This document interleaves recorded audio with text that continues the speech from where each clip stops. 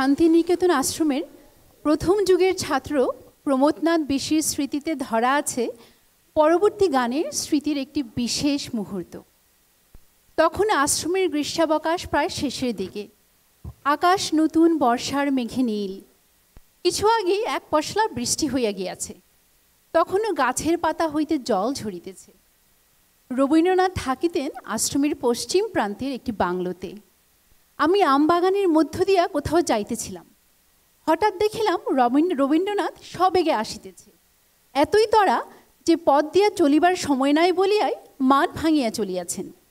সম্মুখেই পড়িল মেহেদি গাছের বেড়া, তাহা অগ্রাহ্য করিয়া ঠেলিয়া চলিয়া আসিলেন। অদূরে দাঁড়াইয়া শুনিলাম গুনগুন করিয়া গানের দুটি পদ আবৃত্তি করিতেছেন।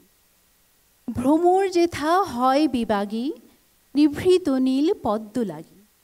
ব্যাপার কি বুঝিতে বিলম্ব হইল না। এই গানটি তখনই রচনা করিয়া সুর দিয়াছেন। ভুলিয়া যাইবার আগেই গানটি দীনেন্দ্রনাথকে শিখাইয়া দেবার জন্য ছুটিয়া চলিয়াছেন। দীনুবাবু তখন থাকিতেন দেহুলু বাড়িতে। পথ দিয়া ঘুরিয়া যাইতে যেটুকু সময় বেশি লাগিবে, সেটুকু সময়ের মধ্যে হয়তো সুরের ভ্রান্তি ঘটিতে পারি।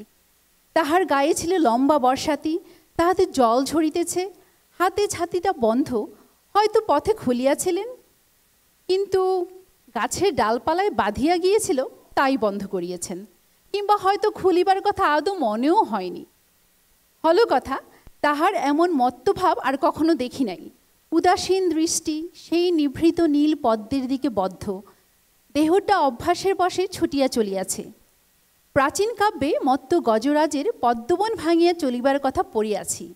এতদিন এই চিত্রটাকে কবিদের একটি কৃত্রিম অলঙ্কার মাত্র মনে হইত, কিন্তু সেদিন নরশ্রেষ্ঠের এই তড়িৎ গতি দেখিয়া আমার মনে ওই উপমাটা এক মুহূর্তে নতুন দূতনায় উদ্ভাসিতা হইয়া উঠল। তাহার স্বাভাবিক দীর্ঘাকৃতি সেদিন জলঝরা বর্ষাতের আবরণে দীর্ঘতর মনে হইতেছিল। সব শুদ্ধ মিলিয়া সেজন্য এক আবির্ভাব।